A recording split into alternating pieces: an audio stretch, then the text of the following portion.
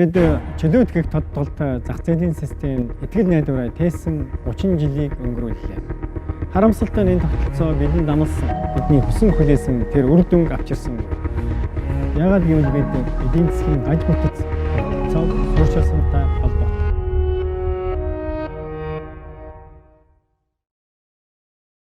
Сан бацган өрхөм хүндэд үзэгчд уншигчдаа би эдийн засагч Батсуур. Энэ удаа та бүхэндээ Батсуурьтай эдийн засаг нэвтрүүлгийнхээ ээжид дугаарыг хүргэхэд бэлэн боллоо.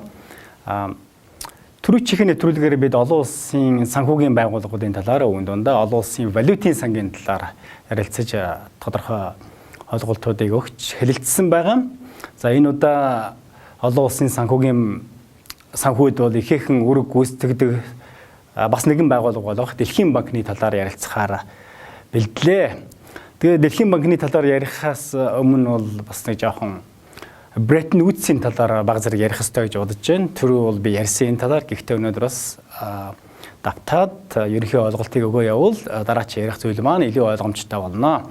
За Бреттон Вудсийг ярилгүйгээр бол дэлхийн эдийн засаг, орчин үеийн эдийн засгийг ярих бол ямар ч боломжгүй.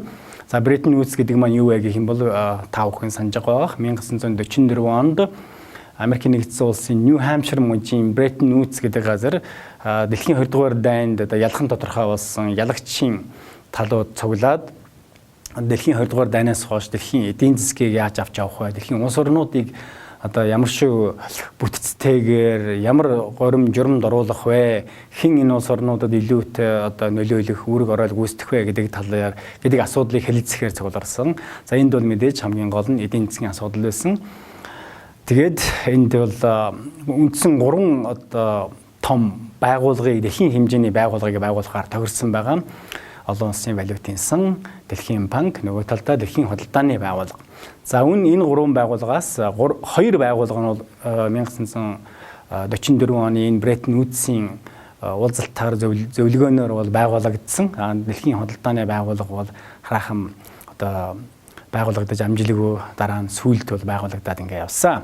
Тэгэхээр Дэлхийн банк бол гол анх байгуулагдахдаа бол гол зорилго нь юу болсон бэ гэх юм бол мэдээж би түрүү хэлсэн дэлхийн улс орнуудад тодорхой ялагчдын нөлөөг дээшлүүлэх тийм бүтэц хэрэгтэй болсон. Энд бол хэрэглэгдэх болсон. Гэхдээ үүнтэй уялдсан одоо функц үүрэг нь юу байсан бэ гэх юм бол Дэлхийн 20 дугаар дайнд одоо тийм ээ суурьсан эдийн засаг нь уран унсан тэр улс орнуудын эдийн засгийг сэргээн босгох үндсэн гол үүрэгтэй байсан. Гэхдээ мэдээж ялагчдын талын холбоотнуудын эдийн засгийг босгох гол үүрэгтэй байсан. Тийм учраас Дэлхийн банк анх байгуулагдахдаа IBRD гэсэн нэрээр байгуулагдсан. За энэ юу гэсэн бэ гэх юм бол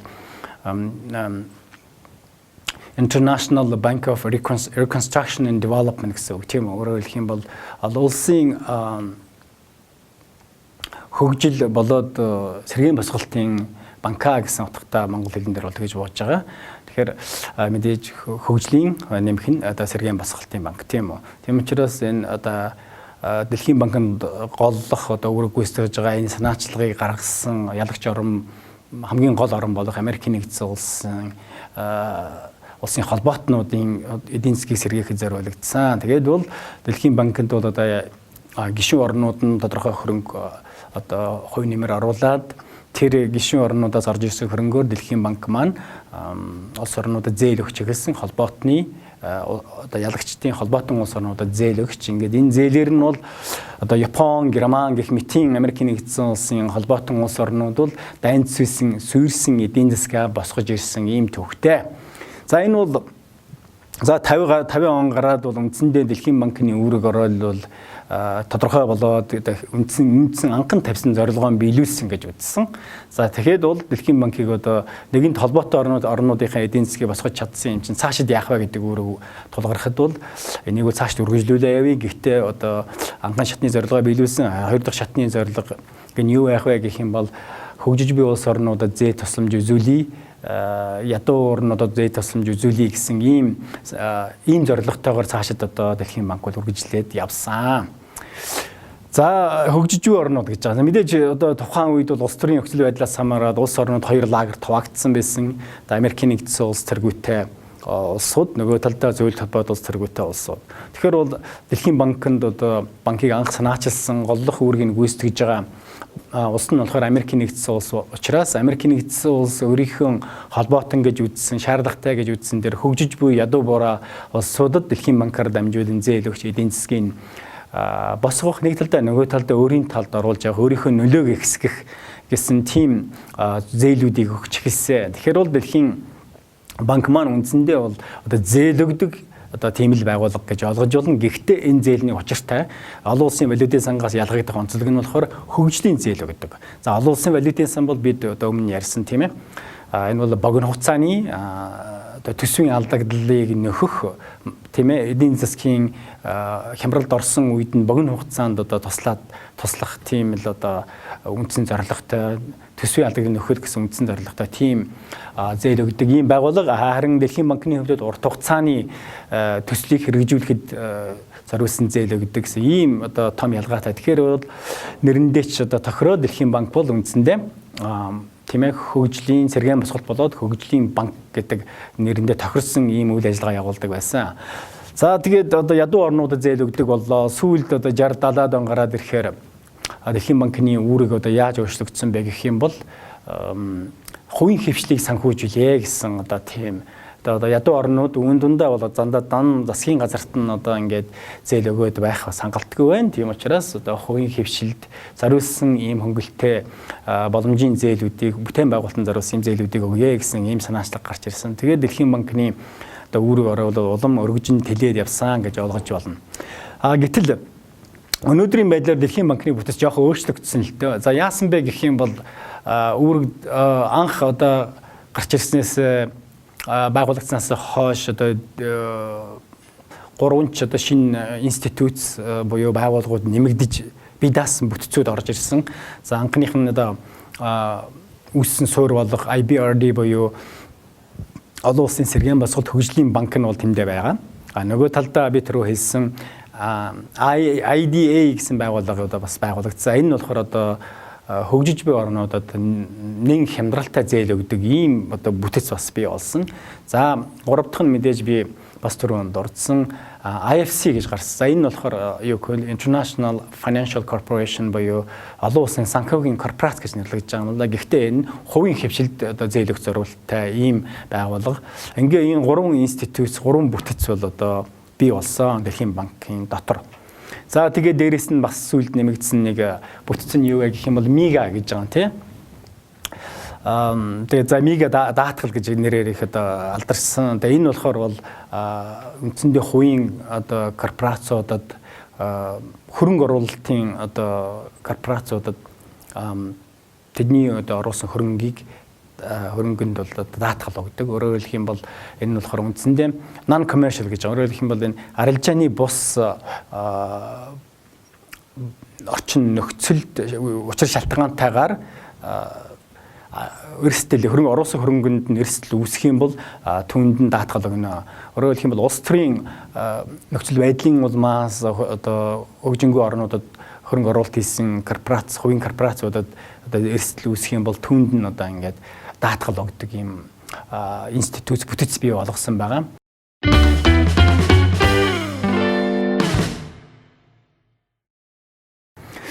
За тэгэхээр энэ үндсэндээ ингээд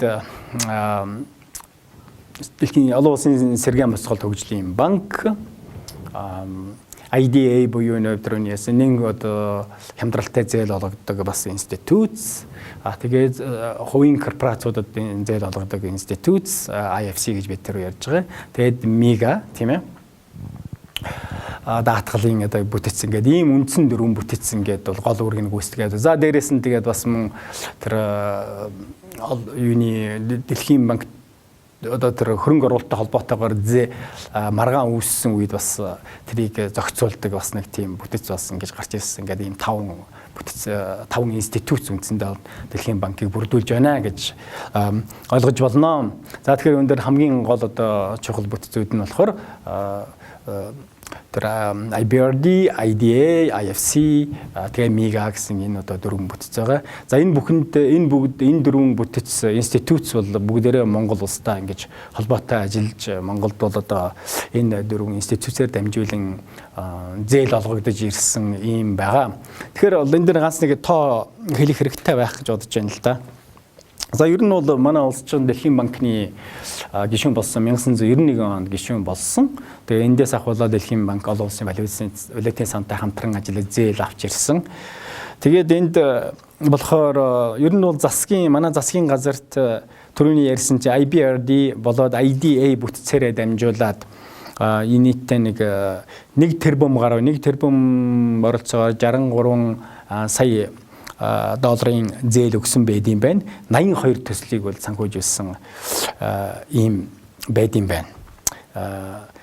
Засгийн газар та. Тэгээд засгийн газраас гадна бид рүү IFC буюу олон улсын санхүүгийн корпорацаараа дамжуулаад хувийн хвшлүүдэд зээл өгсөн. За энэ хувийн хвшлийн зээлүүдэд болохоор оролцоогоор 835 орчим сая долларын зээлийг өгсөн байд юм байна. Тэгээд нийтдээ бол Монгол улсад бол энэ олон Дэлхийн банкнаас 1.8 тэрбум долларын зээл санхүүжилт олгосон юм байт юм байна. Сүүлийн 29 жилийн хугацаанд гэж хэлж болно. За хувийн хвшилдэд ямар корпорациудад зээл олгосон байна вэ гэхэд тооцоод үзэх юм бол оюутлогоо, MCS, Шангрила, Хас банк, Худалдаа хөгжлийн банк, Хам банк гэдэг эдгээр газруудад эдгээр байгууллагуудад зээл олгосон байт юм байна.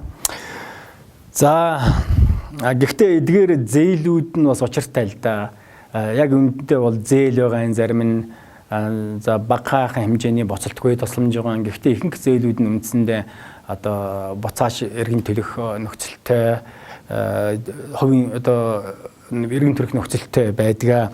Гэхдээ IDA буюу тэр нэн хямдралтай зээл олгодог тэр бүтцээр нь дамжуулж авсан зээлүүд бол Монголд бол тодорхой үр дүнг өгөө явсан хэцүү үед бол бас боломжтой байсан. Нөгөө талдаа IBRD-гээр дамжуулж авсан тийм ээ одоо хөгжлийн зээлүүд бас байгаа. Гэхдээ бол эдгээр нь бол дандаа энэ хоёр зээл хоёулаа яадгүй гэхээр тодорхой болцол нөхцөлтэйгээр орж ирдэг. Гэтэл тухайн үедээ болохоор магадгүй одоо Монгол улсын эдийн засагт тус нэмэр болж байгаа эрэг дүнтэй юм шиг харагдаж болох боловч орж тэр зээлтэй хамт орж ирсэн болцол нөхцлүүдийн хэрэгжүүлэх шаардлагын үүднээс ингээд аваад үзэх юм бол энэ урт хугацаанд Монголын эдийн засгийг одоо хараат болгох, Монголын эдийн засгийг тогтвортой даацтайгаар хөгжүүлэх боломжийг олгохгүй суур бүтцийг бий болгосон байдаг. Гаж тогтолцоог үндсэндээ бий болгосон гэдэг. Ингэж судлаачийн өнцгөөс харах юм бол ингэж харагдаж байгаа гэдгийг бол хэлэх нь зүйтэй байхаа гэж бодож байна. Тэр нөхцлүүд тэгэхээр зээлтэй орж иж байгаа болцол нөхцлүүд нь юу байдаг вэ гэх юм бол энэ бол аюул тодорхой SAL гэдэг нэрээр хэрэгждэг. Өөрөөр хэлбэл Structured Adjustment Loan гэдэг тийм мөн зөвхөн Дэлхийн банк ч биш энийг болохоор олон улсын валютын сан гэж одоо өөрийнхөө үндсэн тэ хоршигч байгууллагатай хамтраад энэ зээлийг ийм болцол нөхцөлийг одоо тулгын хүлээлгдэг хэрэгжүүлдэг байгаа. За тэр Structured Adjustment Loan гэдэг нь юу гэсэн үг вэ гэх юм бол бүхэл зээлүүд нь тэрнтэй орж ирдэг. Тэгэхээр энэ нь бол эдийн засгийн бүтцийн өөрчлөлтийг хийх шаардлагатай болдог л доо.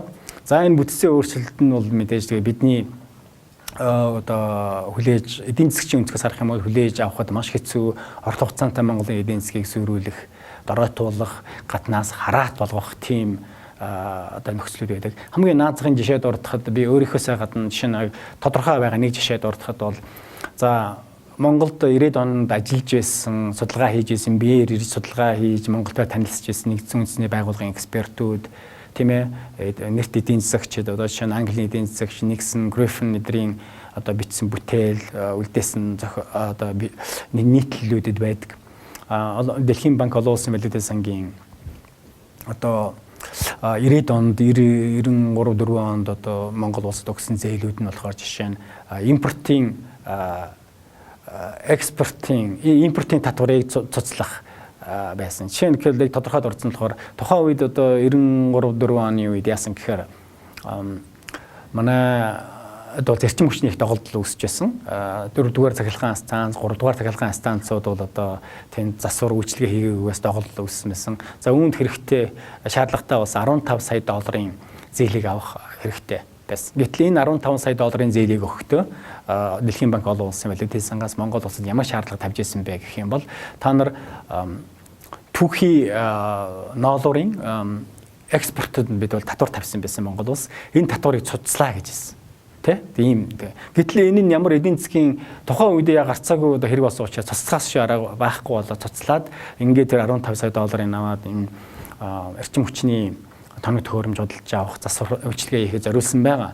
Гэтэл энэ ямар сөрөг үр дагавар авчирсан бэ гэх юм бол одоо ноолуурын экспорт гэдэг маань болохоор манайд бол одоо бүтээгдэхүүн үйлдвэрлэж байсан, ноолуурын бүтээгдэхүүн үйлдвэрлэж байсан, хийж байсан цорын ганц манай гадаад валютын одоо нөөцийг бүрдүүлж байсан гэж хэлж болохоор гол бүрдүүлэгчдийн нэг байсан гэж хэлж болохоор энэ говь үйлдвэр байсан. Энэ говь үйлдвэр маань улсын үйлдвэр байсан тухай үед энэ үйлдвэрийн гол түүхий ноолуур тийм үү. Гэтэл бид дотоод улсaan тэр ноолуураар түүхий ноолуураар ингэж одоо түүхий үйлдвэрийнхээ түүхийд болгож одоо боломжтой хямдарсан үнээр боломжтой байтал энийг экспорт гадагшаа экспортлох одоо хоргийг туслаа хайж гарчин маш хямдхан их усүртэй зээл авч орж ирсэн хятадууд зах зээл дээр байсан бүх ноолорыг худалдаж аваад ингээ гадагшаа ямар ч хориг саадгүйгээр маш хямдаар ингээ гаргаа авчиж байгаа. Гэтэл энэ үнэтэй өрсөлдөөд ийм хямдхан одоо их усүртэй мөнгө олж ирсэн хятадын ноолоор худалдан авахчдтай манай одоо говь үйлдвэр маань тухайд өрсөлдөөд ингээд түүхийд авах боломж байсны үйл үндэ байгаагүй л дээ. Тийм боломж байгаа. Гэтэл яг үүнээс үүдэл одоо Монголын энэ говь үйлдвэр маань тухай бүр дампуурлынхаа ярмыг төрж ясныг би санаж байна. Гэх мэт одоо иймэрхүү болцол нөхцлүүд тавьдаг. Тэгээд бол энэ талаар ярих юм бол маш урт юм ярина. Эдийн засгийн бүтцийг өөрчлөх гэх тий чөлөөт худалдаа гэдэг нэрийн дор одоо бүх экспортын татварыг, импортын татварыг тагилснараа Монголд бол одоо хятадын тийм үү маш хямдхан үйлдвэрлэсэн, маш чанар муутай бараанууд Монголын зах зээлийг дүүргээд тухайн үед одоо бас гарцсангуу боломжийн ажиллаж байсан Монголын эдийн засгийн үйлдвэрлэлийн бүтцийг, үйлдвэрүүдийг шууд дампууруулж исэн ийм үр дүнтэй. Энийгээ сэргээд одоо 20 жил одоо түүнээс хойш одоо 25 6 жил болоход бид сэргээж чадахгүй байгаа үйлдвэрлэлээ. Ийм одоо маш их урт хугацааны маш их тийм сөрөг үр дагавар авч байгаа Монголын эдийн засгийн элгээр нь мөлхүүлсэн тийм болзол нөхцлүүдтэй зээлүүд орж ирж, үүний улмаас Монголын эдийн засаг бол үүндээ бүтцийн том гажуудалд орж 5.9 тэрбум долларын эдийн засагтай байсан улс өнөөдөр бол тэгээд одоо тухайн үед бол уналтанд орно 7.8 дахин бууссан хэмжээ эдийн засгийн хэмжээнд бууж уналтанд орж ирсэн шүү дээ. 2 жилийн дотор.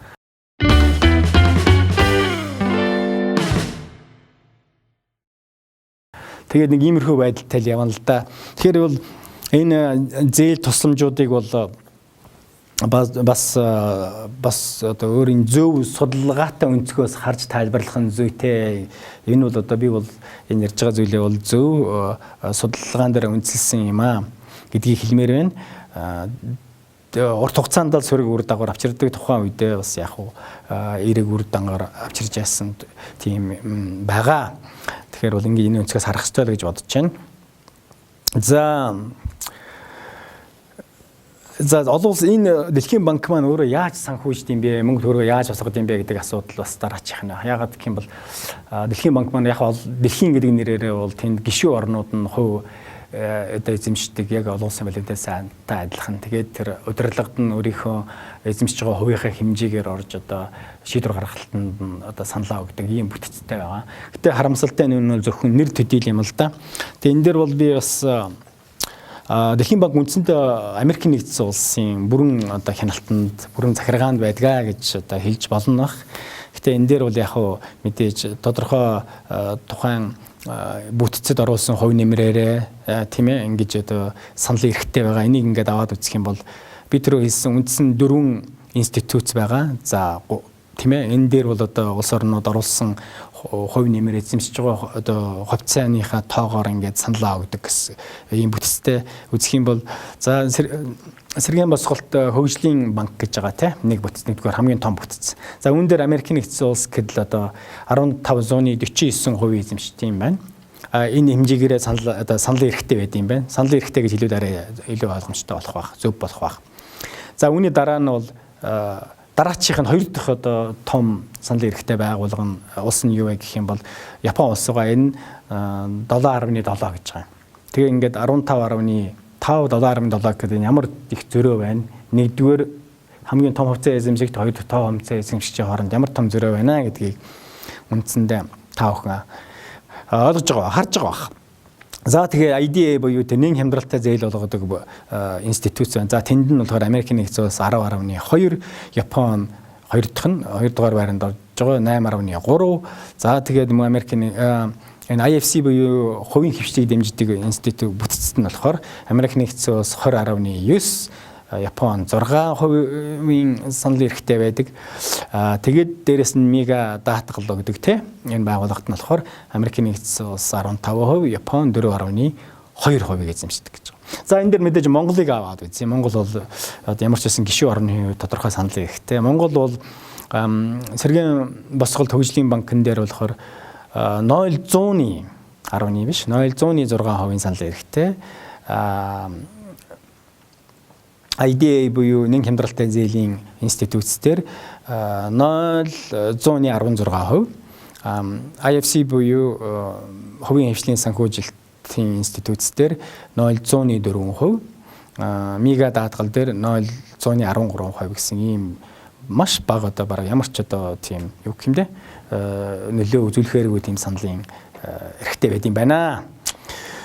За тэгэхээр энэ зээл өгч байгаа гэж бид их ярьж байгаа тийм үү. Эндгээд энэ зээл өгтөр хаанаас юу зээл өгтөр ингээд ямар үед бид одоо нэг хямдралтай зээлийг авдаг, ямар үед тэр сэргээн босголтын зээлийг авдаг вэ гэх юм бол мэдээж Америкийн юуны олон улсын валютын сан болоод Дэлхийн банкны хамтарсан нэг тийм юу гаргасан байгаа юм. Зах хязгаар ангилал гаргасан байна. Тэгээ тэр нөхөн үндсэн дээр бол одоо зээл өгдөг. Жишээ нь энэ дээр бол ингээд бас тодорхой байна л та.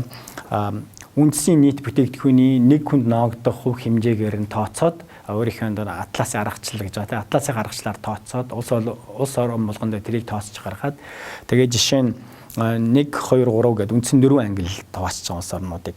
Тэгэхээр бол хамгийн одоо доод ангилал гэж байгаа тийм low income буюу одоо бага орлоготой улс гэж байгаа. Энэ бага орлоготой улсад нь болохоор ямар улс орох вэ гэх юм бол 1025 нэг хүнд ноогдох үндсийн нийт бүтээгдэхүүн нь 1025 Америк доллароос доош байх юм бол бага орлоготойд нож. Тэгээ энэ бага орлоготойд орсон улс орнууд бол нэг хямдралтай зээл авна. За нэг хямдралтай зээл гэж түрүүнээс яриад байгаа.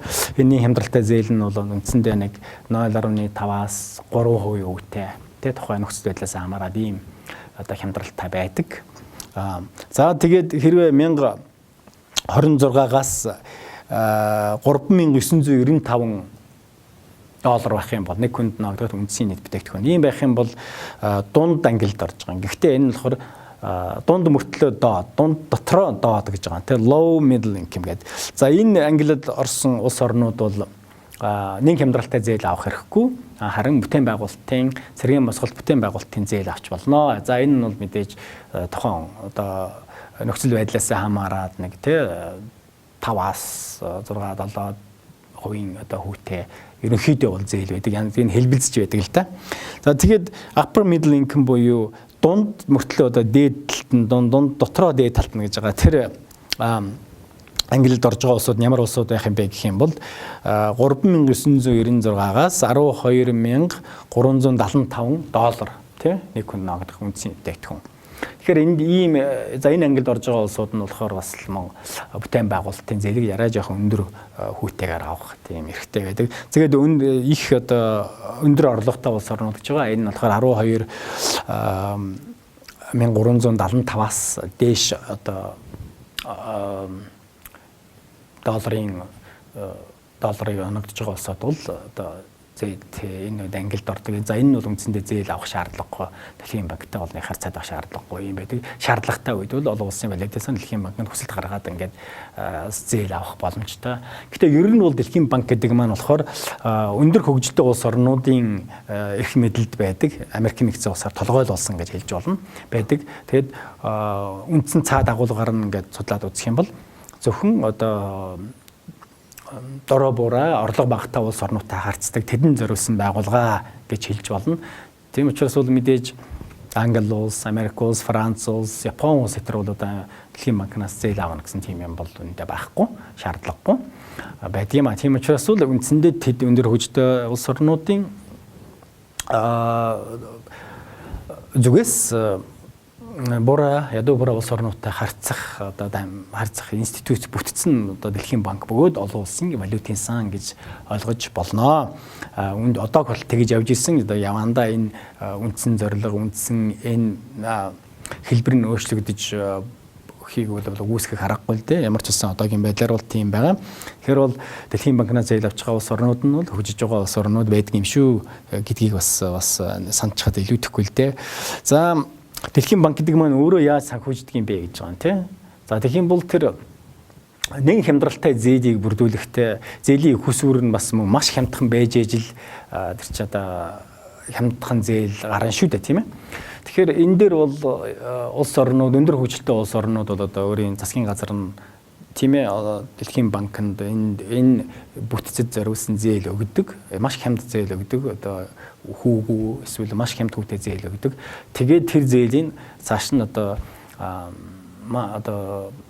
ядуу буруу орнуудад нэг хямдралтай зээл шаардлагатай болсон улс орнуудад өгдөг юм учиртай. Харин тэр Сэргээн босоод хөгжлийн банкнаас гарч байгаа зээлүүд нь ямар их үүсвэртэй байдаг вэ гэх юм бол энэ нь харин олон улсын зах дээр одоо бирж дээр тийм ээ бонд гаргаад Дэлхийн банкны нэрээр бонд гаргаад ингээд энэ бонд нь маш хямдхан одоо бондын зэрэглээсээ хамаарад зардлын их үүсвэр нь тогтоогддог. За Дэлхийн банкны бонд бол мэдээж одоо 3А зэрэглэлтэй буюу хамгийн найдвартай гэсэн зэрэглэл багтдаг учраас яадаг маш хямдхан зээл босгодог. За тэгээд энэ маш хямдхан босгосон зээл дээрээ одоо тодорхой хувь нэмээд ингээд босод улс орнууд одоо хөгжлийн гаргах тэр хөгжлийн зээлийнхээ үүсвэрийг бүрдүүлдэг ийм учиртай. Тэгээд мөн одоо мэдээж энэ бондоор мөнгө босгож мөнгөнд тэр босгосон бондоор босгосон мөнгөө зээл гаргаж тэр зээлээсээ ашиг олж байгаа. Тэгээд энэ олж байгаа ашиг нь тодорхой ашиг нь бас мэдээж Дэлхийн банкны үйл ажиллагааг ингээд санхүүжүүлээд явдаг ийм учиртай юм аа. Тэгээд угаасаа өөрийнх нь Дэлхийн банкны өөрийнх нь одоо анх бий болгосон тэр бүтцтэй одоо том санхүүгийн хуримтлалыг бий болгосон байгаа. Тэр хуримтлал нь үргэж мөнгө нэргэлдээд ингээд бас хүү олоо явж идэг тийм ээ. Тэгэхээр тэрүүгээрээ бас одоо өөрийнхөө үйл ажиллагааг санхүүжүүлдэг ийм хэд хэдэн одоо санхүүжилтийн механизмтай энэ механизмаараа үйл ажиллагаагаа явуулдаг гэж ойлгож болно. За энэ Дэлхийн банк олон улсын валютын сантай холбоотойгоор бас одоо энэ нэг ийм асуудал байгаа юм л да. Манай дээр ингээд одоо орж ирж байгаа зээлүүд нь үр дүнгээ өгсөн үтрийг аваад үзэх юм бол за өгсөн гэж нэг хэсэг нь ярьж болно, өгөөгүй бас нэг хэсэг нь ярьж болно. Ангелиг ихтэй би түрүүний хэлсэн тэр их одоо болцол нөхцлөлтөд орж ирдэг тухайн үедээ энэ зээлүүд нь ашиг өгч байгаа хямралаас гаргаж байгаа юм мэт боловч тэр нөхцлүүдийн биелүүлээд эхлэхээр манай улс бол өнөөгийн байдалд хүрсэн байгаа.